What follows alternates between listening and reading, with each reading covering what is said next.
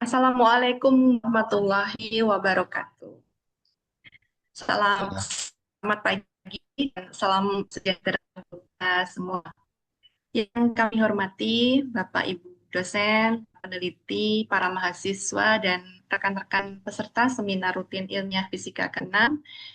Izinkan saya atas nama panitia sekaligus moderator mengucapkan selamat datang di ruang virtual kita pada hari ini.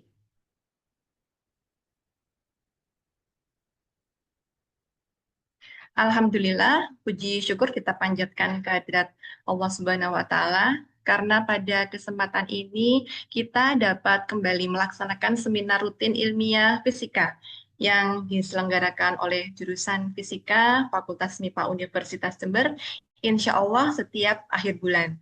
Meskipun saat ini dilaksanakan secara daring, hal ini tidak mengurangi semangat kita untuk terus berbagi ilmu, memperdalam pengetahuan, serta memperluas jejaring akademik.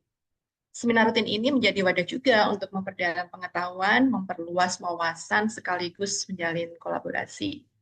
Pada kesempatan kali ini, kita akan mendengarkan paparan yang sangat menarik dari narasumber kita, yaitu Bapak Dr. Supriyadi, yang akan membawakan materi terkait pemodelan metode geolistrik resistivitas DC 3 dimensi menggunakan metode elemen hingga dengan mengaplikasikan teknik singularity removal.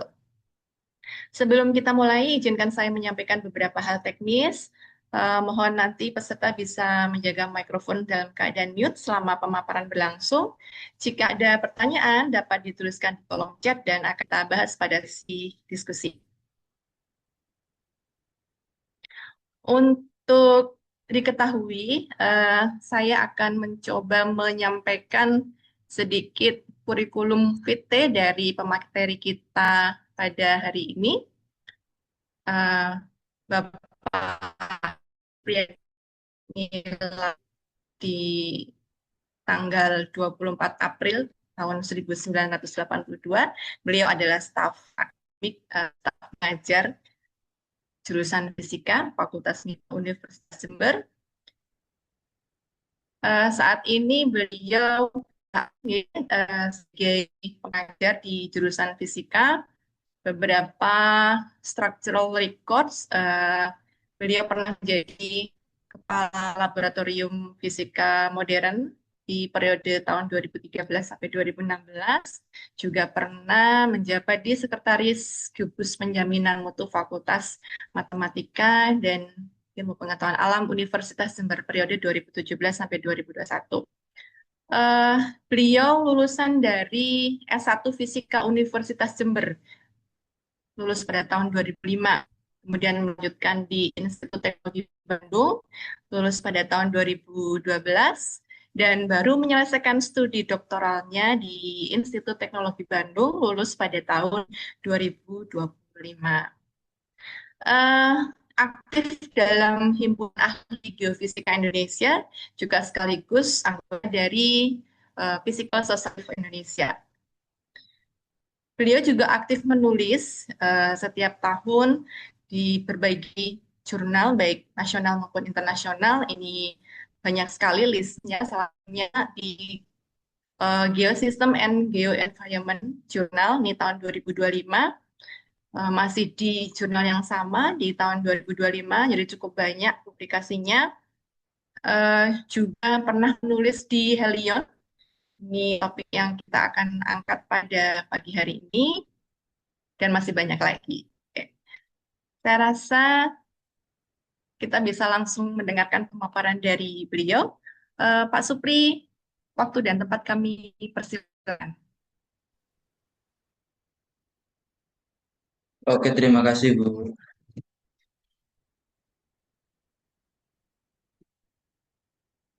Eh, Cek koneksi dulu Bu, takut bermasalah. Ini kalau saya menggunakan open cam, sepertinya nanti cukup memakan kuota juga. Jadi mungkin nanti saya izin setelah perkenalan, saya tutup kamera, kemudian untuk lanjut menyampaikan materi. Oke, mungkin sambil mempersiapkan slide-nya, tadi sudah diperkenalkan oleh Bu Endah, perkenalan lagi lebih detail karena di sini saya merasa baru di rekan-rekan mahasiswa. Kalau di rekan-rekan dosen yang hadir di sini, kebetulan sudah mengenal saya semua. Eh, Selamat pagi, Assalamualaikum warahmatullahi wabarakatuh. Eh, Semoga kita selalu diberi kelimpahan rahmat dan karunia-Nya sehingga nantinya bisa menjalankan kegiatan sehari-hari termasuk acara pada pagi hari ini dengan lancar dan bisa mengambil manfaat begitu. Nah, seperti yang disampaikan Bu Endah melalui CV, eh, saya satu alumni Universitas Jember, jadi kakak tingkat dari rekan-rekan mahasiswa semuanya. Tapi di tahun 2002, 2005 saya lulus, cukup jauh ya. Terus kemudian melanjutkan S2, S3-nya di ITB dan seperti yang disampaikan Bu Indah baru lulus. Dan kalau diperhatikan di CV tadi, semua judul tugas akhir tesis dan disertasi saya terkait dengan metode numerik elemen hingga atau finite element. Nah, mungkin itu perkenalannya dan mungkin nanti sebagian yang saya sampaikan juga agak berbau-bau promosi begitu ya, apa yang saya kerjakan selama saya S3 di Bandung gitu.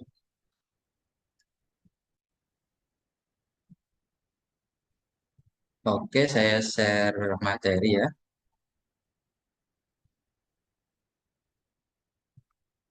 Eh, Semoga sudah kelihatan di depan monitor Anda dan saya izin untuk close kamera ya.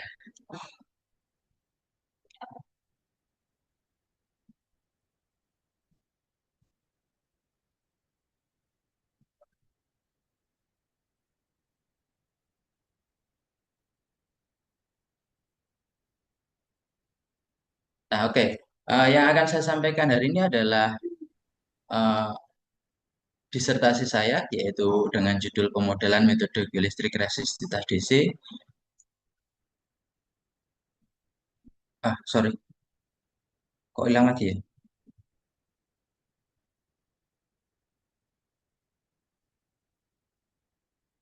Nampak ya di depan para audiens semuanya.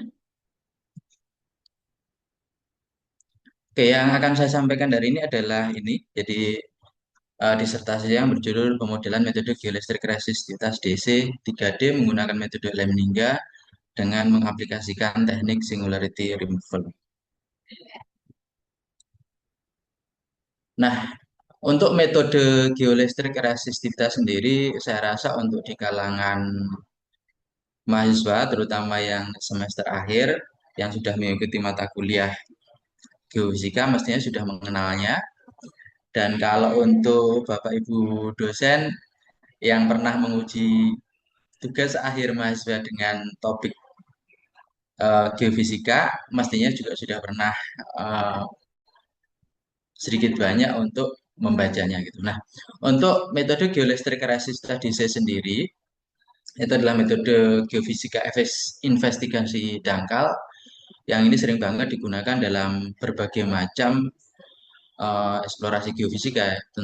Misalnya ada eksplorasi air tanah, kemudian ada eksplorasi tambang, tapi biasanya yang masih tipikal galian C, kemudian untuk kajian geoteknik, kemudian untuk kajian lingkungan atau lebih dikenal mungkin nanti kebanyakan ke arah mitigasi bencana, kemudian ada pertanian, kemudian ada arkeologi. Nah, beberapa publikasi saya juga terkait dengan ini gitu yang sebelumnya dan yang tentunya yang sekarang. Kemudian untuk metode geolistrik resistivitas DC sendiri ini prinsip kerjanya adalah sebenarnya seperti ditunjukkan pada gambar ini. Jadi di sini kita bisa perhatikan bahwa ada 4 buah elektroda arus, ada empat buah elektroda, yang dua adalah elektroda arus, kemudian yang dua lagi adalah elektroda potensial. Elektroda arusnya di sini ada A dan B, sedangkan elektroda potensialnya Mn. Nah, kebetulan dalam gambar yang ini disusun segaris atau konfigurasinya segaris atau yang kita kenal dengan inline. Untuk konfigurasi yang lainnya juga ada. Nah, prinsip pokoknya adalah melalui elektroda arus A dan B, kita nanti akan menginjeksikan arus DC ke dalam medium bumi, kemudian arusnya akan menyebar sebagai fungsi ruang dan fungsi dari konduktivitas medium bumi. Nah, efeknya nanti di setiap tempat di sekitar elektroda arus kita bisa merekam nilai potensialnya. Nah, di sini kita rekam dua nilai potensial yaitu melalui elektroda M dan N. Nah, bagaimana prinsip bisnisnya itu dinyatakan oleh persamaan Poisson ini. Jadi di persamaan Poisson ini mengatur bagaimana efek dari injeksi arus I terhadap medium bumi yang nantinya akan terekam sebagai potensial V di sini. Nah, kebetulan di sini yang kita pengukurannya ada di permukaan semuanya. Adakah yang di dalam bumi misalkan melalui lubang bor itu juga ada. Tapi yang di sini saya masih fokus yang di permukaan semuanya. Nah, persamaan Poissonnya dinyatakan seperti ini. Yang menarik di persamaan Poisson ini adalah ini. Ada fungsi delta Dirac di sini. Untuk yang ini untuk arus positif dan yang ini adalah untuk arus negatif. Nah, keberadaan fungsi delta Dirac ini harus kita tangani atau kita treatment secara hati-hati, secara numerik nanti. Nah, ini menjadi fokus dari kajian disertasi saya. Nah, untuk yang di sini sendiri, kalau biasanya kita di lapangan melakukan pengukuran, maka nanti yang akan kita dapatkan adalah ini, resistivitas semu. Resistivitas semu sendiri itu adalah nantinya berupa nilai hasil pengukuran potensial yaitu di titik M dan N dibagi dengan arus yang diinjeksikan melalui elektroda A dan B dikalikan dengan faktor geometri. Itu hasil pengukuran yang di lapangan. Nah, nantinya yang kita inginkan adalah resistivitas untuk setiap lapisan di bumi ini. Nah, ini nanti kita dapatkan melalui inversi sebenarnya. Nah, di dalamnya inversi itu ada forward modeling atau pemodelan ke depan. Saya masih fokus di sini. Apa itu forward? Forward itu nanti adalah kebalikan dari uh, proses inversi tadi. Jadi kita punya modelnya atau bumi berlapisnya, kemudian kita masukkan ke dalam persamaan Poisson, sehingga nantinya dihasilkan nilai resistivitas. Jadi fokus penelitian saya masih terbatas di situ. Nah, apakah nanti uh, ini sudah berakhir atau sudah final? Belum. Seharusnya nanti masih dilanjutkan lagi dengan proses inversi. Gitu. Oke, kemudian next. Nah, sebagai pendahuluan di sini, apa yang melatar belakangi saya melakukan penelitian ini, itu yang pertama ada tantangan terkait ini, pemodelan geolistrik resistivitas 3D. Yang pertama adalah kenapa saya harus memilih 3D, karena untuk yang memodelkan model bumi yang mendekati model real, mendekati yang kondisi realnya atau sebenarnya, maka yang paling mendekati itu adalah yang 3D. Sedangkan yang 1D, 2D ini ada beberapa penyederhanaan atau istilahnya beberapa parameter yang diabaikan. Kalau 1D jelas nanti yang diperhatikan hanya vertikalnya saja ke arah kedalaman, sedangkan yang 2D biasanya nanti vertikal sama satu arah lateral atau horizontal. Dan kalau 3D berarti sudah total dua arah di horizontal dan satu arah vertikal. Gitu.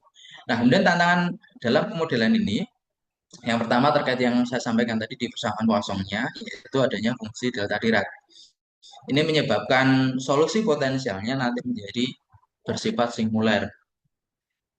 Nah, singuler yang saya maksudkan di sini adalah terkait solusi di titik injeksi arus. Adanya fungsi delta Dirac tadi, dia akan menyebabkan nilai arus itu meningkat tajam sampai nilai yang sangat besar sekali pada titik injeksi arus. Sedangkan nanti di luar injeksi arus, dia akan mengalami penurunan yang sangat drastis sekali. Begitu. Nah, sebenarnya sudah ada beberapa penelitian sebelumnya yang berusaha menyelesaikan problem atau permasalahan ini.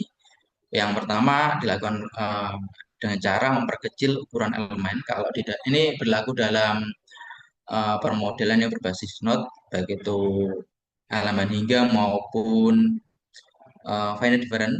Ini melakukan hal yang sama bisa. Jadi kita perkecil ukuran selnya, atau kalau di dalam finite element kita perkecil ukuran si elemennya. Nah, ini bisa mereduksi permasalahan singular ini, tetapi efeknya adalah meningkatnya beban komputasi dan kebutuhan memori. Kemudian yang berikutnya, ini masih menggunakan finite element ada, menggunakan yang finite different ada, dia menerapkan teknik singularity removal. Singularity removal di sini, konsep dasarnya adalah membagi atau memecah potensial menjadi dua komponen, yaitu ada potensial primer dan potensial sekunder.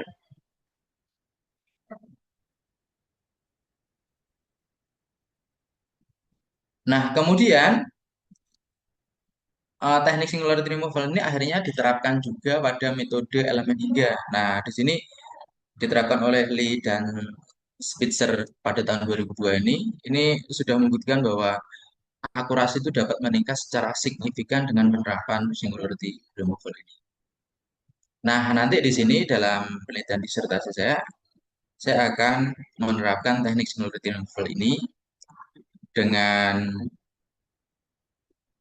nilai analitik dari VP, itu saya hitung saja nanti. Kemudian untuk yang VS ini kita lakukan secara numerik dengan menggunakan metode elemen hingga. Jadi VP-nya dihitung secara analitik, VS-nya kita hitung secara numerik menggunakan metode elemen hingga.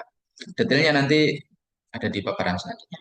Kemudian isu yang berikutnya adalah kalau di dalam pemodelan elemen hingga sendiri adalah permasalahan konstruksi elemen atau meshing atau diskretisasi di sini.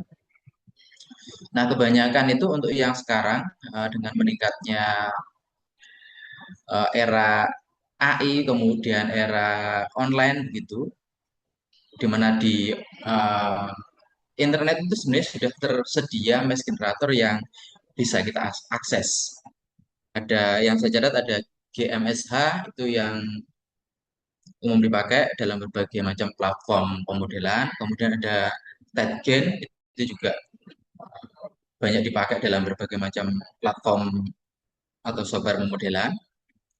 Kemudian untuk yang di MATLAB sendiri juga ada Delaunay untuk mesh generatornya. Nah, sebenarnya adanya mesh generator ini cukup memudahkan karena kita tinggal pakai begitu saja. Nah, tapi nanti muncul kesulitannya adalah ketika kita ingin mengakses secara detail posisi masing-masing simpul itu menjadi kurang fleksibel, menjadi kesulitan tersendiri. Sehingga nanti kalau kita misalkan melakukan pengolahan lebih lanjut ya menjadi menyulitkan gitu. Nah, oleh karena itu di sini nanti saya menggunakan uh, pembuatan mesh-nya, saya menggunakan elemen tetrahedral terstruktur ortoskim yang saya bikin sendiri, saya buat sendiri tanpa mesh generator. Nah, kemudian yang permasalahan berikutnya adalah kalau permasalahan yang terkait dengan pemodelan 3D itu adalah beban komputasi ini. Nanti ujung-ujungnya adalah sini. Jadi nanti persamaan linear yang dibentuk, persamaan linear itu nanti diperoleh baik itu dalam pemodelan yang menggunakan finite element maupun yang menggunakan finite different. Ini nanti ujung akhirnya adalah sebuah persamaan linear, sistem persamaan linear yang nanti ukurannya sangat besar. Kemudian biasanya nanti dia bersifat sparse juga. Nah, dia hanya di sekitar diagonal utama saja yang uh, banyak isinya, sedangkan yang lainnya nanti rata-rata kosong atau nilainya nol begitu. Nah, ini tentunya membutuhkan treatment tersendiri sesuai dengan karakteristik dari sistem persamaan linear yang nanti dihasilkan dari pemodelan yang saya lakukan. Nah, Di sini saya menggunakan nantinya menggunakan solvernya atau untuk menyelesaikan bersama linearnya saya gunakan PCG atau preconditioned conjugate gradient gitu.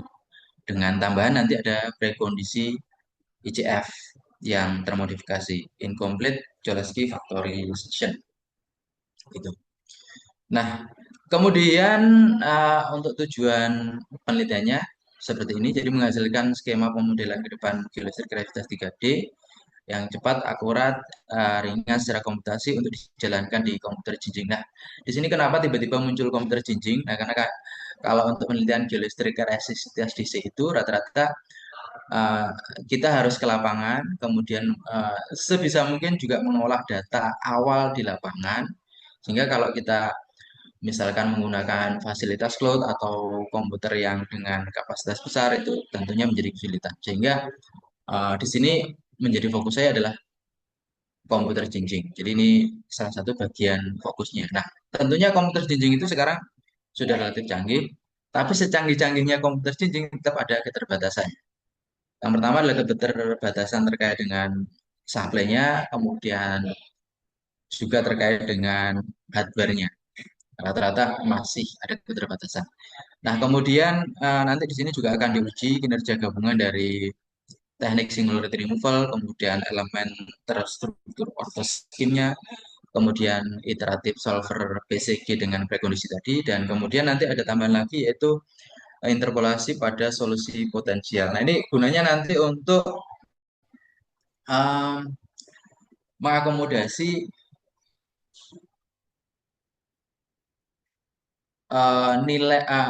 mengakomodasi nilai-nilai potensial yang bisa diletakkan sembarang sesuai dengan konfigurasi dari elektrodanya. Jadi letak dari masing-masing elektroda itu kan diatur oleh konfigurasi elektroda.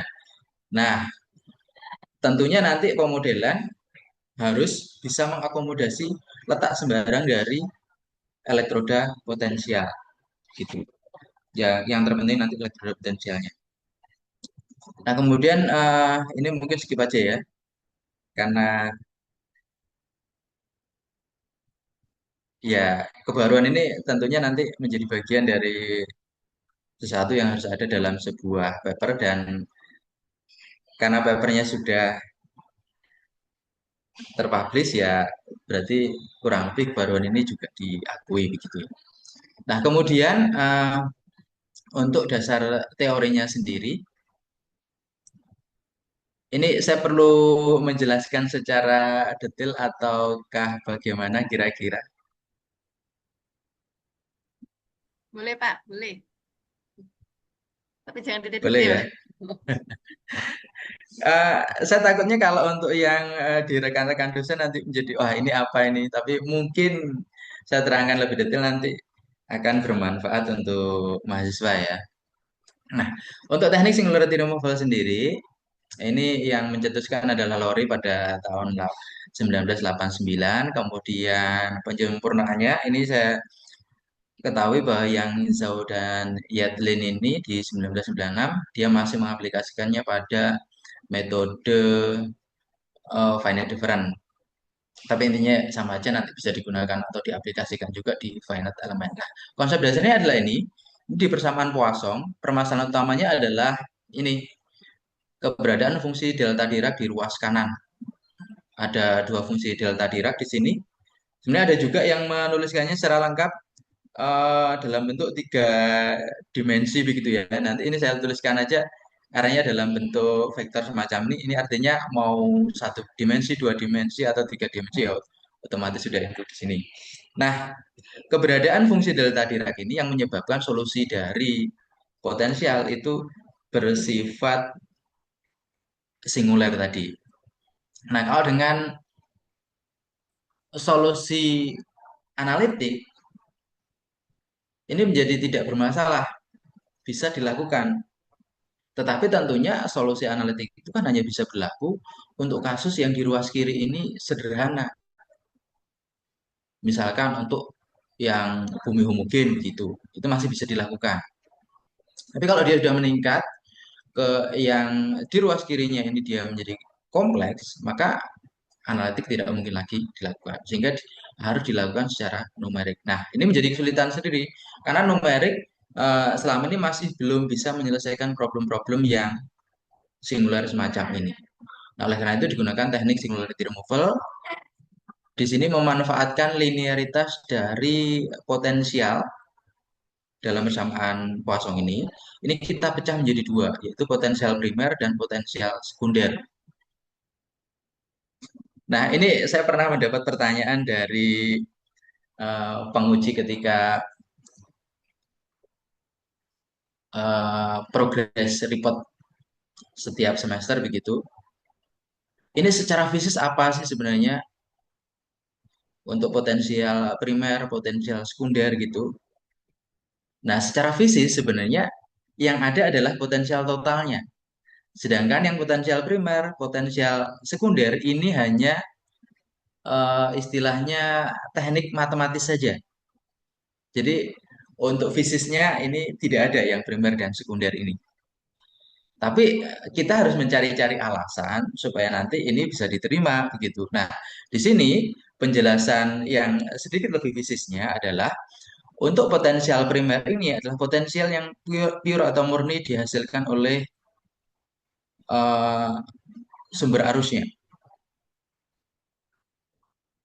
Jadi ketika injeksi arus, maka di titik di lokasi injeksi arus itu nanti akan menyebabkan munculnya potensial juga di sekitarnya. Nah, itu nanti yang kita sebut dengan potensial primer. Dengan yang potensial sekundernya itu lebih disebabkan karena ketidakhomogenan konduktivitas gitu. Nah, dengan memanfaatkan ini kita masukkan ke dalam persamaan Poisson, maka persamaan Poisson itu akan pecah menjadi dua. Yang pertama adalah semacam ini untuk potensial primer, ini masih mengandung fungsi delta Dirac. Nah, di sini untuk menghindari keruwetan numeriknya, kita selesaikan secara analitik dengan cara semacam ini, kita hitung semacam ini. Kemudian yang kita hitung secara numerik adalah yang bagian potensial sekundernya. Nah, kemudian nanti solusi akhirnya ya kita setelah kita dapatkan ini secara numerik, kemudian kita dapatkan ini secara analitik, kita jumlahkan kembali untuk mendapatkan potensial totalnya begitu. Nah, dalam penyelesaian ini yang secara numerik saya memanfaatkan metode numerik finite element 3D dengan pendekatan Galerkin, pendekatan untuk perumusannya. Nah, kemudian di sini juga saya terapkan elemen ortho scheme tadi, kemudian nanti untuk menyelesaikan persamaan linearnya saya gunakan PCG dan ICF termodifikasi. Kemudian setelah saya dapatkan solusi potensialnya, nanti untuk potensial di sebarang titik saya bisa menggunakan interpolasi skema rasio luas gitu. Nah, kemudian untuk bisa diselesaikan maka persamaan yang untuk potensial sekunder tadi harus kita terapkan syarat batas. Syarat batasnya adalah semacam ini. Ini syarat batas Newman dan syarat batas Dirichlet. Nah, syarat batas Newman-nya dia nanti untuk yang bagian atas atau bagian di permukaan buminya di sini. Ini kita terapkan syarat batas Newman. Ini visinya adalah bahwa ketika dia nanti menuju ke medium udara, tentunya tidak boleh ada arus yang lewat di sini. Nah, ini dipenuhi dengan eh, gradien potensialnya dia sama dengan nol. Kemudian untuk yang syarat batas tepi dan bawah, tepi itu yang bagian ini belakang sana dan belakang ini, kita terapkan syarat batas Dirichlet. Nah, syarat batas Dirichlet ini nanti akan mengatur bahwa potensial di titik tak hingga atau di titik yang cukup jauh dari sumber itu nanti akan mendekati nol. Nah, ini saya terapkan semacam ini karena tadi menggunakan pendekatan yang potensial total tadi. Nah, kemudian untuk yang elemen ortoskim sendiri itu seperti apa? Elemennya kurang lebih nanti seperti ini. Jadi proses diskritisasinya adalah semacam ini. Terus kemudian, jadi ini kita bagi menjadi blok-blok kubik semacam ini ya. Nanti setelah kita dapatkan blok kubik, masih kita bagi lagi menjadi elemen-elemen lebih kecil. Nah, di sini saya membaginya menjadi 6 buah elemen.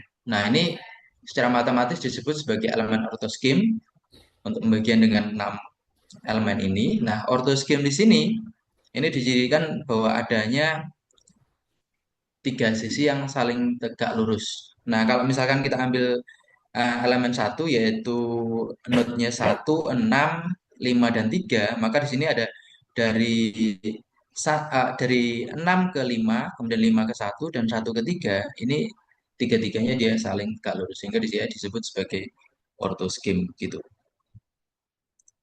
Nah, kemudian untuk penurunan yang pendekatan Galerkin 3D tadi adalah semacam ini. Ini digunakan untuk yang potensial sekunder. Divergensi dari konduktivitas gradien Vs sama dengan divergensi dari selisih antara sigma P dengan sigma. Sigma P ini yang potensial di titik, kok potensial apa? Konduktivitas di titik injeksi arus. Kemudian yang ini adalah konduktivitas mediumnya, sedangkan Vp di sini adalah yang potensial primernya. Nah, kemudian nanti untuk mempermudah yang Vs-nya saya simbolkan V, sedangkan yang Vp-nya saya simbolkan dengan U. Nanti dengan pendekatan Galerkin menjadi semacam ini. Ini ada proses matematis yang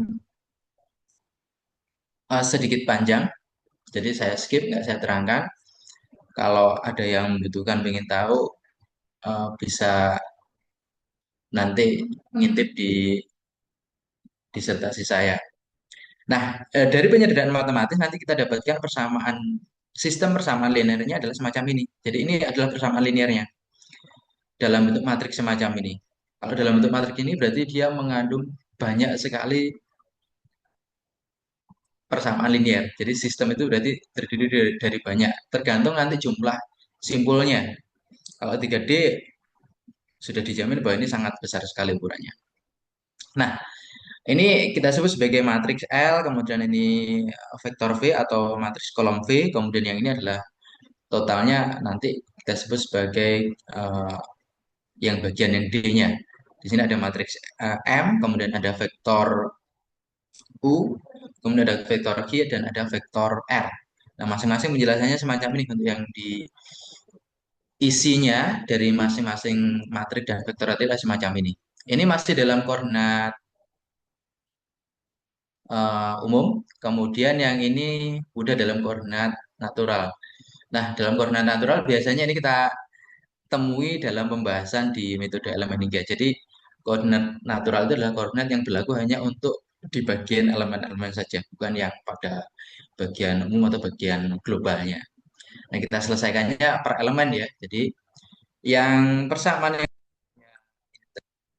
kan masih untuk setiap elemen saja. Jadi setiap elemen saja dia mengandung banyak sekali isi. Apalagi nanti elemen satu dengan elemennya kita gabungkan nanti tentunya jumlahnya sangat banyak sekali. Nah, isinya semacam ini, mungkin bisa dipandangi saja, diperhatikan saja. Saya kalau bacakan semua nanti panjang banget ini ya. Jadi intinya yang elemen matriks L itu adalah semacam ini. Kemudian kita bawa ke matriks ke matriksnya ini kita bawa ke isinya kita bawa ke dalam koordinat natural, kita selesaikan, dia nanti jadi semacam ini. Ini udah konversinya dari natural ke ini lagi. Jadi kita selesaikan natural, kemudian kita kembalikan lagi nanti ke koordinat umum gitu ya. Yang L semacam ini, yang M semacam ini. Kemudian untuk yang vektor Q dan vektor R, ini terkait dengan syarat batas tadi, dia nanti akan bernilai nol. Syarat batas Newman atau yang di permukaan bumi. Kemudian untuk syarat batas Dirichletnya di mana nanti menerapkannya? Nanti setelah kita bentuk ke dalam matriks global, jadi setelah kita isi masing-masing matriks untuk setiap elemen tadi, kita jumlahkan nanti, ada teknik penjumlahannya tersendiri untuk masing-masing matriks di elemen satu, elemen 2 dan seterusnya, nanti menjadi matriks global semacam ini. Ini ukurannya sudah sangat besar sekali. Jadi L ini sendiri adalah jumlah seluruhnya dari seluruh elemen. Kemudian untuk D juga demikian. Yang kita kerjakan per elemen lagi, tadi kita jumlahkan total, nanti menjadi D semacam ini. Nah, nanti ini yang harus kita selesaikan untuk mendapatkan V-nya di sini atau solusi potensialnya. Yang potensial sekunder. Nah, ini masih belum menerapkan syarat batas uh, belum menerapkan syarat batas untuk yang bagian diri klien atau di tepi dan di bagian bawah dari domain pemodelan. Nah, setelah kita terapkan, maka nanti menjadi semacam ini. Nah, ini saya skip aja. Sebenarnya apa bedanya LOK dan DOK? Ini nanti yang berbeda adalah di ukurannya. Nah, di ukuran matriksnya dan di isinya tentunya. Karena yang dengan penerapan syarat batas diri klien ini, itu nanti kita set secara otomatis bahwa nilai potensial di bagian tepi dan bagian bawah dari domain pemodelan itu sama dengan nol. Dan itu kita abaikan saja dalam perhitungan karena nanti akan ikut membebani perhitungan. Karena kalau kita perhatikan ya tadi dari domain pemodelan itu dia ter, dia mencakup cukup banyak simpul atau node juga. Nah, itu nanti cukup menghemat memori dan memangkas waktu juga untuk perhitungan. Setelah kita terapkan ini, saya menggunakan skemanya si Osgun dan Gusoglu. Kalau di situ dia langsung dieliminasi di bagian ini dengan menyesuaikan matriks LOK dan DOK-nya. Kalau yang biasa itu dilakukan langsung aja gitu, masukkan aja nilai V-nya sama dengan nol. Jadi ikut dihitung gitu, secara numerik gitu. Nah, ini termasuk memangkas kebutuhan memori juga. Nah, kemudian untuk PCG dan ICF termodifikasi ini berkaitan dengan sifat dari matriks LOK-nya. Jadi nanti dalam hasil saya akan bahas bagaimana sih sifat matriks LOK, apakah benar-benar terbukti memiliki sifat semacam ini. Yang pertama adalah sifatnya sparse. Kalau sifatnya sparse, maka alternatif yang bisa kita pakai untuk menyelesaikan persamaan ini adalah yang iteratif solver. Ada yang direct solver. Nah, kalau direct solver untuk yang ukuran besar itu sudah merepotkan, apalagi yang sifatnya dia sparse. Sparse itu isinya jarang atau yang tadi hanya di bagian diagonal utama saja yang banyak isinya. Nah, kemudian ada real simetris. Nah, pilihan untuk menyelesaikan sistem persamaan linear ini untuk yang kasus real simetris ada beberapa, ada CG, kemudian ada MinRes, kemudian ada sim MLQ ya. Nah, kemudian karena dari hasil penelaahan awal bahwa semuanya nanti memenuhi sifat-sifat ini, maka saya pakai CG atau conjugate gradient.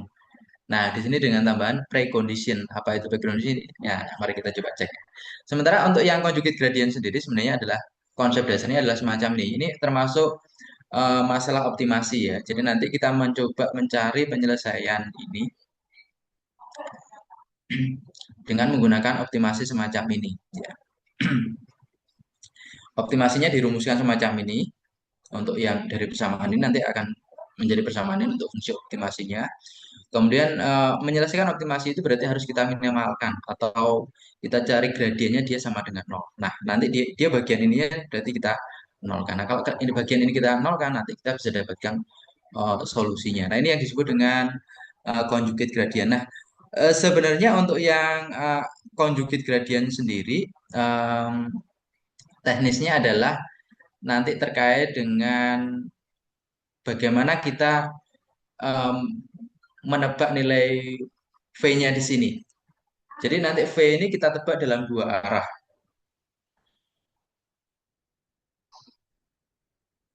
Jadi V-nya ini kita tebak dalam dua arah dan karena kita tebaknya dalam dua arah, maka dua arah itu dalam matematiknya nanti kita kalikan atau kita konjugitkan. Nah, dengan proses ini nanti akan menghindari bahwa proses pencarian solusi melalui iteratif metode iteratif ini dia akan kembali ke solusi awal. Jadi tidak akan istilahnya apa kembali ke masa lalu yang jelek gitu ya. Jadi akan terus maju. Jadi yang solusi yang sebelumnya itu diimprove terus menuju ke depan yang semakin baik yang nanti menghasilkan optimasinya dia mendekati nol atau yang ya sesuai yang diinginkan gitu. Nah, kemudian ini baru terkait dengan V-nya atau solusinya ya, si conjugate gradient tadi. Nah, ternyata matriks LOK tadi ini juga menjadi permasalahan sendiri. dengan sifat yang sparse kemudian yang rel simetris tadi itu harus di treatment supaya matriks LOK ini mudah dihitung, memperingan kerja secara komputasinya. Nah, oleh karena itu dibuatlah atau dimasukkanlah prekondisi. Jadi prekondisi itu intinya adalah dengan rumusan yang ribet ini, intinya adalah merubah matriks L ini menjadi matriks LOK yang ada barnya ini. Yang ini nantinya lebih mudah dikerjakan secara numerik. Dengan cara apa? Kalau di sini dia dikalikan dengan R atau M semacam ini. Jadi M-nya sendiri dari isinya ini ya, RTR, kemudian masing-masing dikalikan, nanti hasil akhirnya adalah ini. Setelah jadi hasil ini, dia nanti menjadi lebih mudah untuk dikerjakan secara numerik. Nah, incomplete Cholesky itu intinya adalah merubah matriks LOK-nya menjadi ini dengan cara faktorisasi Cholesky ini. Ya, nanti di sini ada syarat kalau penggunaan ini adalah of diagonal LIJ, LIJ nanti berarti punyanya ini dari matriks LOK-nya adalah nol, maka elemen matriks yang bersesuaian dengan RIJ, jadi yang di sininya dia diatur juga nol. Nah, ini akan memeringan kerja komputasinya, begitu. Nah, kemudian untuk yang modifikasinya di mana? Modifikasinya nanti dilakukan dari hubungan ini ya. Jadi LOK dikalikan dengan yang bagian ini M-nya tadi, itu diaproksimasi mendekati nol. Jadi nomnya itu diaproksimasi mendekati nol. Jadi nom itu boleh saya sebut sebagai ya karakter dari ininya ya. Nanti kita aproksimasi dia mendekati nol atau boleh juga disebut nilai mutlaknya nanti. Dia mendekati nol. Kalau dia nanti mendekati nol, ya ini nanti sifat dari matriks ininya diharapkan tetap bertahan begitu. Sifat dari matriks asli dari LOK-nya gitu. Nah, dari sini nanti ini akan memberikan jaminan bahwa akurasinya meningkat, kemudian komputasi yang dilakukan dia menjadi lebih efisien gitu.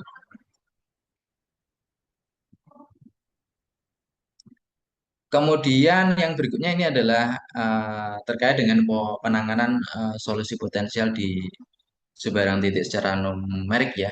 Jadi ini berangkat dari permasalahan bahwa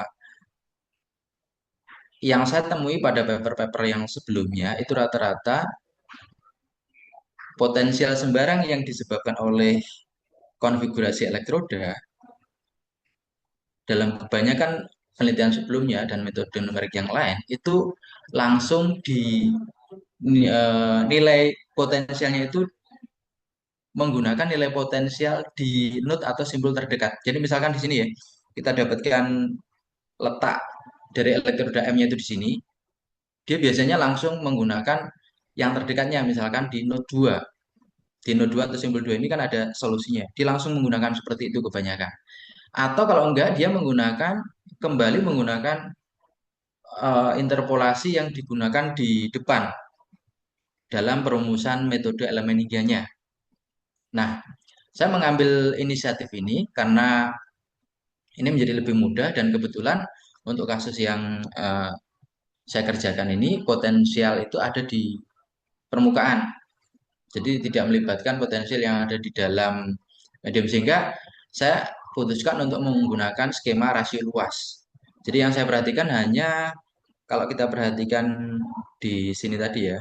Nah, ini nanti saya tinggal memperhatikan yang bagian permukaan dari kubik ini. Ya, di kubik ini berarti nanti ada elemen yang 1653, kemudian ada elemen lagi 1263.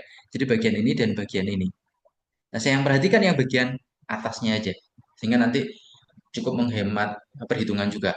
Nah, kemudian garis 16 tadi atau yang kita bawa lagi ke sini ya.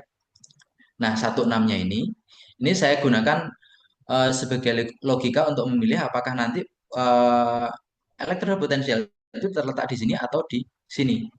Jadi berdasarkan garis ini dengan menggunakan aturan cos saja. Kalau nanti nilainya positif atau negatif, itu bisa digunakan untuk menentukan apakah dia terletak di sini ataukah dia terletak di sini. Nah, setelah menggunakan logika itu baru nanti saya terapkan ini untuk perhitungan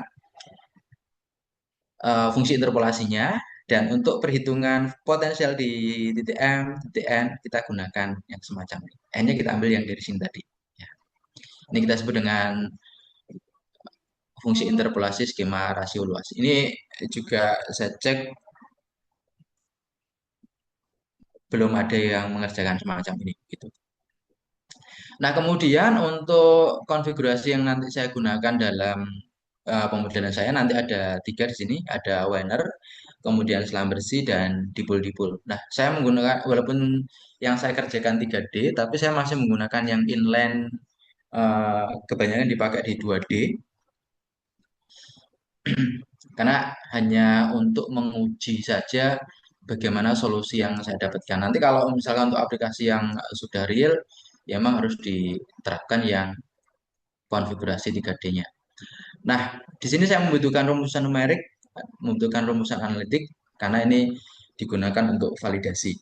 Jadi yang numerik semacam ini, jadi yang numerik itu V-nya nanti saya hitung secara numerik, kemudian kalau yang analitik berarti ini semua saya hitung secara analitik. Ini untuk yang dua lapis, ini yang tiga lapis. Kemudian untuk yang selam bersih, saya gunakan semacam ini untuk rumusan yang row aparannya atau resistance semuanya. Ini yang numerik, jadi V ini nanti saya dapatkan secara numerik. Kemudian untuk yang analitik, saya menggunakan semacam ini. Nah, mungkin untuk yang sudah menempuh mata kuliah FISMAT, mengenal fungsi ini ya. Ini fungsi Bessel, jadi dikerjakan dengan menggunakan fungsi Bessel semacam ini. Sedangkan untuk yang dipol-dipol, ini jujur saja saya kesulitan untuk menemukan yang rumusan analitiknya, sehingga di sini tidak saya masukkan untuk validasi pemodelan gitu. Nah, ini untungnya juga nggak ditanyakan oleh para pengujinya waktu itu. Nah, kemudian untuk diagram alinnya kira-kira semacam ini. Nah, yang bagian atas ini adalah bagian inputnya. Jadi inputnya ada domain pemodelan, kemudian ada modelnya sendiri, kemudian ada input konfigurasi. Konfigurasi itu termasuk tata letak elektroda, termasuk nanti arusnya berapa, kemudian jarak antara elektroda arus, antara elektroda potensial, perpindahannya semacam apa itu nanti ada di sini. Terus kemudian ada diskritisasi menggunakan yang elemen ortoskim tadi. Kemudian lanjut berikutnya nanti setelah kita lakukan diskritisasi, kita dapatkan masing-masing elemen nanti kita terapkan yang bagian ini. Ini persamaan untuk potensial sekundernya. Yang nanti dicari solusinya adalah ini. Sementara yang VP ini kita hitung secara analitik melalui persamaan yang di sini tadi. Nah, karena kita lakukan setiap elemen, maka yang VP juga nanti kita hitung setiap elemen di setiap simpul dari setiap elemennya juga. Kemudian diterapkan syarat batas Newman dan Dirichlet dalam pemodelan untuk yang potensial sekundernya. Terus kemudian setelah kita dapatkan matriks globalnya atau matriks yang untuk seluruh domain pemodelan, nanti kita selesaikan dengan PCG dan prekondisi CF termodifikasi tadi. Nah, nanti dapatnya adalah solusi potensial sekunder. Kemudian kita tambah dengan potensial primernya jadi potensial total. Baru nanti di sini kita lakukan interpolasi tadi untuk mendapatkan potensial di sembarang titik. Nah, di step yang ini kita lakukan uji kinerja perbandingan antara direct solver dan iteratif solver. Yang ini tadi sudah saya jelaskan bahwa nanti dia didapatkannya dari ini dengan menyelesaikan secara analitik yang bagian primernya ya. Terus kemudian untuk yang potensial total ini nanti akan divisualisasikan 3D. Kemudian ada juga visualisasi dari rapat arus dan distribusi potensialnya. Kemudian ada visualisasi juga kurva potensial sepanjang uh, lintasan elektrodanya. Kemudian yang di sini interpolasi skema Resilus tadi untuk yang kurva resistance semu ini nanti digunakan untuk validasi, kemudian untuk uji kinerja dari masing-masing perbandingan masing-masing elektroda tadi. Nah, ini hasil ujinya kalau sini diperhatikan ukuran matriksnya nanti menjadi sekitar 4 kali 10 pangkat 4 dikuadratkan. Jadi ukuran matriks yang saya tangin nanti kira-kira seperti itu. Nah, dari sekian, ini sekian, kalau ribu bukan ya, lebih ya. 10 pangkat 4 itu dikalikan ini, 10 pangkat 8 dikalikan 4, jadi 16 kali 10 pangkat 8 nanti ya, ukuran matriksnya. Dan dengan sifat yang sparse tadi, kita bisa cek bahwa nanti dia sebenarnya hanya sekian ribu ini yang ada isinya atau ada nilainya. Yang lainnya nanti sebenarnya adalah kosong. Kemudian untuk yang pengujian real simetris saya gunakan fungsi ini. Ini built-in di dalam MATLAB ada, tinggal kita pakai. Kalau keduanya nanti menghasilkan logika satu, maka terbukti bahwa dia real simetris. Jadi kalau misalkan dia nol, ya berarti ini gugur sifat yang ini. Kemudian untuk yang definite positifnya kita cek dengan menggunakan ada dua cara. Ini dua-duanya saya lakukan dengan menggunakan faktorisasi Cholesky atau mengecek nilai eigennya. Kalau dia bisa difaktorkan, berarti dia positif definite. Kalau dia nilai eigennya positif, berarti dia juga positif definite begitu. Nah, setelah itu kita terapkan ini. Nah, hasilnya ini saya melakukan tiga variasi domain pemodelan. Ada 49 kali 33 kali 16, kemudian ada yang 59 kali 39 kali 20, ada 71 kali 45 kali 22. Ini gunanya adalah untuk mengecek bagaimana sih konsistensi dari PCG dan ICF termodifikasi tadi terkait kinerjanya dalam menyelesaikan sistem persamaan linear untuk matriks global tadi. Nah, ini yang bagian tengah ini dia masih butuh 43 iterasi dengan residual errornya 7,7 kali 10 min 7. Ini cukup kecil. Dan perbandingan antara computing time-nya antara yang direct solver dengan yang PCG plus pembuatan prekondisinya tadi itu adalah sekian ini. Jadi antara ini dengan ini kalau kita bandingkan dia adalah 6,7 kali lebih cepat. Nah, ini baru untuk satu pasang elektroda arus ya. Nanti kalau kita misalkan gunakan banyak pasangan elektroda arus yang berbeda-beda, maka ya tinggal mengalihkan aja. Ini kali sekian itu, jadi sekian kali lebih cepat begitu. Nah, kemudian ini untuk visualisasi 3D-nya, untuk solusi potensial, ini udah potensial total. Jadi ditambahkan antara yang potensial sekunder yang didapatkan numerik dengan potensial primer yang didapatkan secara analitik untuk setiap simbol atau node-nya. Tampilan 3D-nya semacam ini. Ini untuk tampilan tepi atas dan tepi untuk bagian atas dan tepinya ya. Terus kemudian yang ini saya sengaja slice pada sepanjang lintasan elektrodanya dan pada perpotongan antara arusnya ya. Jadi ini posisi kuning yang bagian ini dan yang biru banget di sini ini merupakan elektroda yang positif dan negatifnya begitu. Sehingga lebih nampak di sini bagaimana distribusi nilai potensial itu memiliki pola terkait dengan sebaran 3D-nya. Nah, kalau kita ambil di bagian permukaan saja, di bagian permukaan atas ini, kita dapatkan solusi potensial nanti kira-kira semacam ini. Ini yang berwarna, ini menyatakan ekuipotensialnya atau sebaran nilai potensialnya, sedangkan yang garis-garis ini menyatakan sebaran arusnya. Jadi kalau kita perhatikan, mungkin ini di perkuliahan LM ya, ini akan mirip dengan bagaimana medan itu menyebar dari muatan positif dan muatan negatif. Itu kurang lebih visualisasinya juga semacam ini. Tapi kalau di sini dia adalah sebaran arusnya bagaimana. Nah, kalau secara vertikal, potongan yang bagian ini nanti hasilnya adalah semacam ini. Dan di sini saya gunakan dua lapis, model bumi dua lapis dengan resistance masing-masing 100 ohm dan 500 ohm. Di sini kita bisa perhatikan bahwa untuk distribusi potensialnya dia terpengaruh oleh keberadaan medium dengan konduktivitas yang berbeda gitu. Nah, kemudian saya cek lagi pada yang bagian sepanjang ini tadi ya, sepanjang Y sama sepanjang sumbu X pada Y sama dengan 0 yang bagian sini.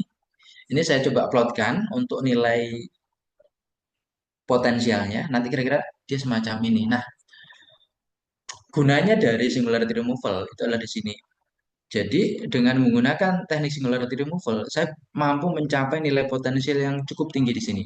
Dia mencapai nilai yang sekitar 60 volt untuk di sekitar elektroda arus. Sedangkan tanpa singularity removal, dia udah di sini udah mentok berhenti.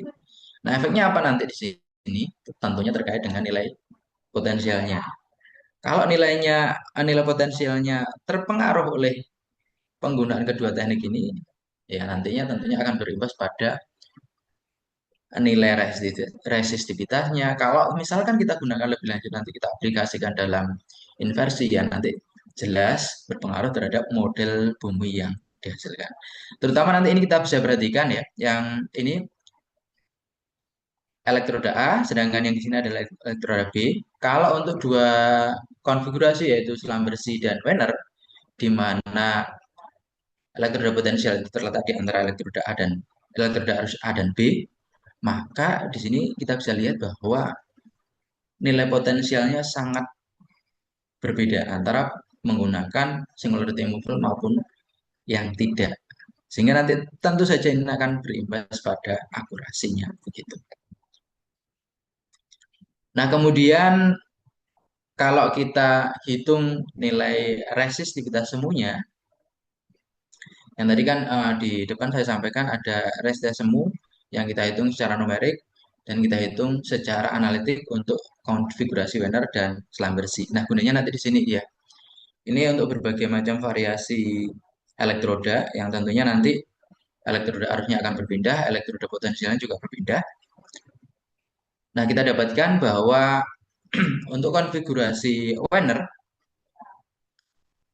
perbandingan antara resistivitas semu yang menggunakan singularity removal tanpa menggunakan singularity removal dan hasil analitiknya adalah semacam ini. Yang lebih dekat dengan hasil analitik adalah yang menggunakan singularity removal. Dan di sini kita perhatikan bahwa untuk yang elektroda kecil yang dia menjadi relatif lebih dekat dengan elektroda arus, faktor errornya menjadi lebih besar begitu. Sedangkan yang ini relatif errornya ya, nampak dia menjadi lebih besar untuk yang dekat dengan sumber arus. Sedangkan yang berikutnya untuk konfigurasi selang bersih juga kurang lebih sama. Jadi untuk berbagai macam variasi AB per 2 atau variasi jarak antara elektroda arus, kita dapatkan juga semacam ini. Error terbesarnya adalah ketika dia spasinya kecil. Tapi rata-rata setelah spasi menjadi membesar, dia cukup bagus untuk ya penggunaan teknik singularity removal ini. Nah, kemudian ini juga ada variasi lagi untuk yang selam bersih, untuk model bumi 3 lapis, kurang lebih semacam ini. Kemudian kalau yang untuk yang model bumi kontak vertikal, jadi model bumi kontak vertikal semacam ini. Kalau yang sebelumnya ini tadi berlapis itu antara atas dan bawah dia berbeda konduktivitas atau berbeda resistivitas. Sedangkan yang ini, yang kontak vertikal itu antara bagian kiri dan bagian kanan dia memiliki perbedaan konduktivitas dan batasnya dia membentuk batasan vertikal semacam. Ini hanya model ya. Nah, ini saya gunakan untuk mengecek bagaimana kinerja dari ketiga konfigurasi tadi. Jadi yang sebelumnya di sini tadi kan kita udah oke nih. Dengan menggunakan model bumi berlapis, kita bisa mengecek bahwa pemodelan yang saya lakukan itu sudah cukup baik. Hasilnya adalah semacam ini. Rata-rata relatif errornya dia cukup kecil. Artinya itu nanti kita bisa gunakan lebih lanjut. Nah, selanjutnya kita gunakan dalam model bumi kontak vertikal semacam ini. Nah, di sini kita bisa melihat kinerja antara ketiga jenis konfigurasi ini. Nah, yang paling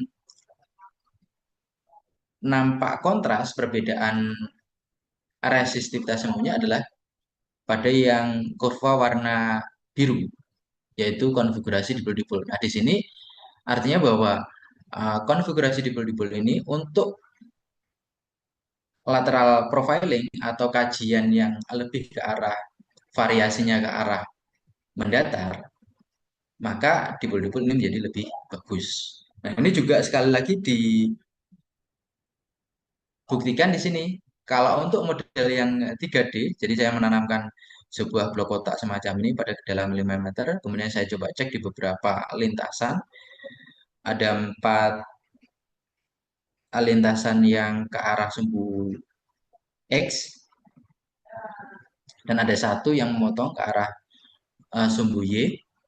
Nah, masing-masing bentukannya adalah semacam ini.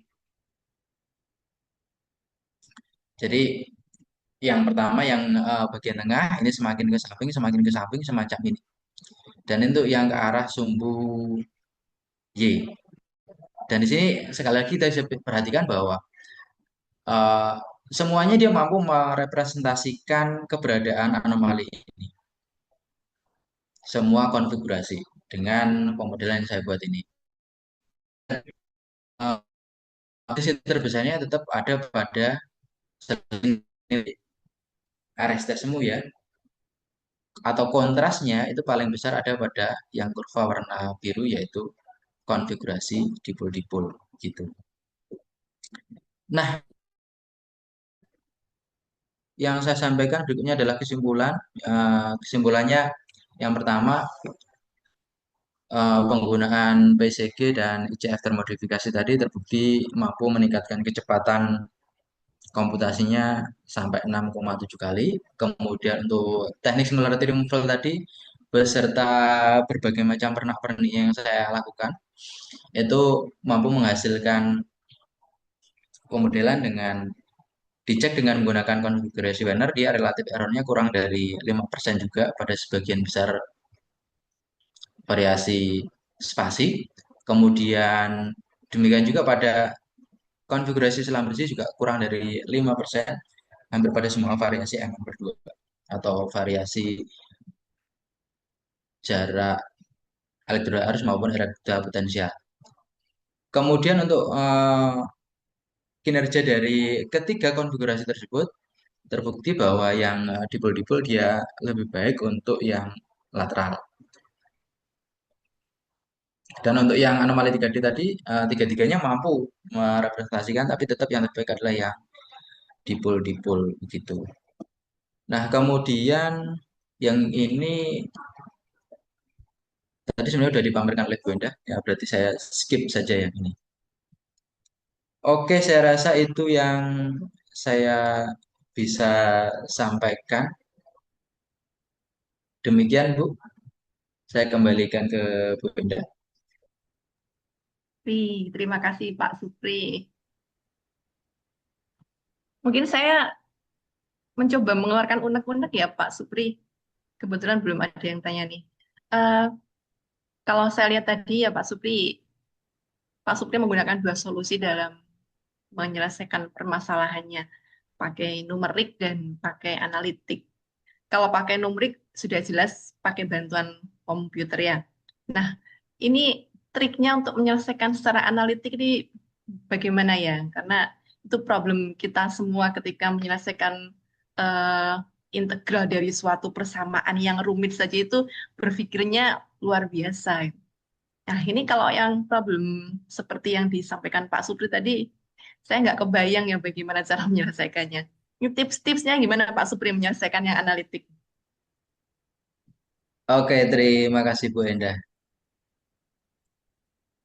Saya dapat pertanyaan dari orang yang ini kebetulan rekan ketika mengajar di Fismat ya, zaman dahulu. Dan di sini akhirnya kan saya mengerti juga kenapa Fismat itu menjadi penting gitu ya, menjadi perlu untuk dipelajari. Ketika ternyata sampai di titik ini saya harus menggunakan berbagai macam fungsi. Salah satunya adalah fungsi Bessel tadi untuk menghitung solusi analitik dari resitas semuanya. Jadi tetap pengerjaannya secara analitik, tapi nanti ujung-ujungnya untuk menghitungnya ya saya tetap menggunakan komputer.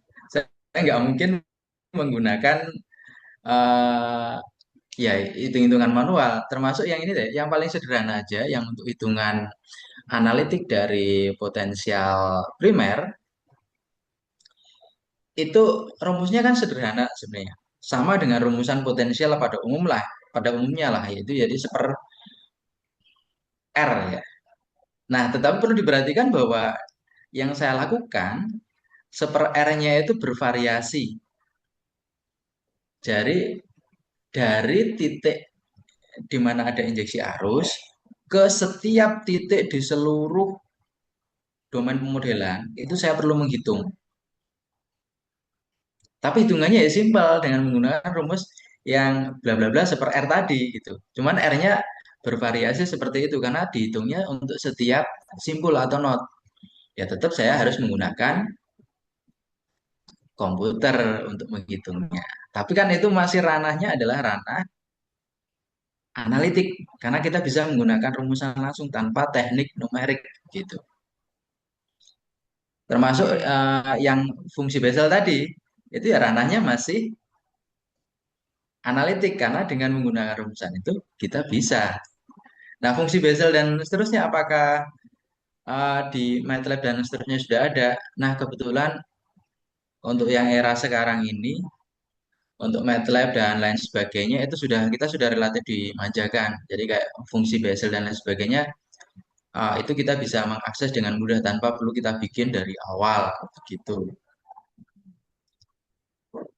Jadi begitu. Termasuk kayaknya kalau untuk yang selain di MATLAB pun eh, misalkan kita gunakan C, kita gunakan Fortran atau kita gunakan yang booming akhir-akhir ini yaitu Python, kayak semacam code-nya itu sudah ada, tinggal kita pakai aja gitu. Oke. Jadi analitik pun sebenarnya juga bisa dilakukan dengan bantuan komputer ya. Ini memudahkan ternyata ya. Mungkin informasi juga ya yang buat teman-teman mungkin menjadi bagian dari hack fisikanya ya. Jadi kalau misalkan uh, Anda misalkan nanti berkecimpung dalam dunia teoritik, kemudian seringkali nanti harus bekerja dengan diferensial, kemudian dengan integral, yang analitik, bukan numerik loh ya. Ini semacam MATLAB juga sudah bisa melakukan. Jadi MATLAB melakukan analitik, bukan MATLAB melakukan numerik. Itu sudah bisa. Jadi mencari turunan fungsi, mencari integral fungsi via MATLAB itu juga sudah ada. Di ya, beberapa pemodelan, software yang lain juga ada sepertinya selain MATLAB. Cuman yang saya tahu di MATLAB ada, MATLAB simbolik. Oke. Saya rasa kalau MATLAB semua bisa akses nih ya. Eh, Eh, Catatan Bu, MATLAB bisa kita akses, tapi mungkin kalau di sini ya oh iya. pirate ya, mencuri. Iya. Nah, kalau saya kebetulan menggunakan yang license selama di ITB. Oh iya, saya juga kurang tahu ya. Kalau di UNED apa masih menyediakan? Memang harus kita tanyakan ini ya, nanti untuk bisa mengakses free atau masih bisa atau tidak. Baik, adakah pertanyaan? Kita masih punya waktu 5 menit lagi di penghujung acara. Baik, terima kasih. Ini ada pertanyaan dari Mbak Sarah. Boleh silakan langsung disampaikan. Selamat pagi, Bu Endah Pak dan Windu, Pak Menteri. saya pikir mahasiswa. Ya. Ya, terima kasih banyak Pak atas materinya. Terima kasih Bu Endah atas kesempatannya. Izin bertanya Pak Supri.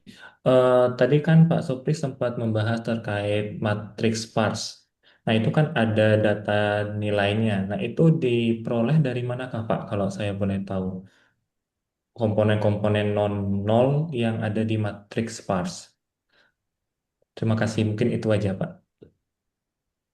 Oke. Saya share screen lagi ya. Langsung dijawab Bu Ena. Oh, silakan Pak. Jadi untuk yang matriks sparsnya ya, saya panggilnya Pak Windu aja ya. Oke, Pak. Namanya yang ditampilkan Sarah. Iya, saya terkecoh tadi. Nah ini Pak Windu, jadi terkait dengan matriks spars tadi, sebenarnya kita perolehnya adalah dari persamaan untuk potensial sekunder itu kita treatment secara numerik menggunakan finite element, pendekatannya Galerkin. Nah dengan pendekatan Galerkin ini nanti dari sini, sorry, ini ya belum muncul.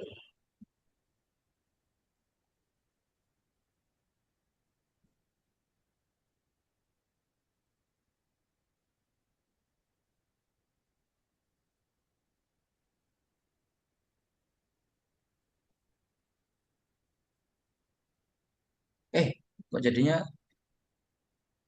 Nah ini saya menunjukkan kursor kok jadi lupa ini. Nah ini mungkin ya, kursor saya kok jadi mungkin dari persamaan ini Pak Windu. Jadi eh matriks par tadi kan matriks L-nya ini sebenarnya matriks L yang atau yang di sini saya denote dengan satu ini. Nah, di sini untuk matrik-matrik yang semacam ini sebenarnya kan ini ada L11, L12, L1N dan seterusnya. Ini untuk satu elemen saja. Jadi untuk satu elemen ini sebenarnya nanti ini semakin ke bawah, ini isinya akan menuju ke nol. Semakin ke kanan ini nanti juga isinya semakin menuju ke nol. Jadi yang ada nanti rata-rata ya hanya sekitar L11, L12, L21, L22 dan seterusnya ke bawah itu. Nggak sampai ke Ln-nya. Nah, kalau dijumlahkan antar elemen pun nanti juga akan tetap demikian. Nah, ini yang menyebabkan matriknya dia nanti bersifat sparse begitu. Jadi lebih ke teknis dari ini pemodelan di finite elemennya untuk yang kita memperoleh matriks sparse. Jadi yang nggak ada isinya atau nol itu ya karena dari hasil perhitungan di sini sendiri nanti dia nilainya memang nol begitu. Yang ini untuk detail, nah bingung gitu. Nah ini detail isi dari matriks L-nya adalah semacam ini.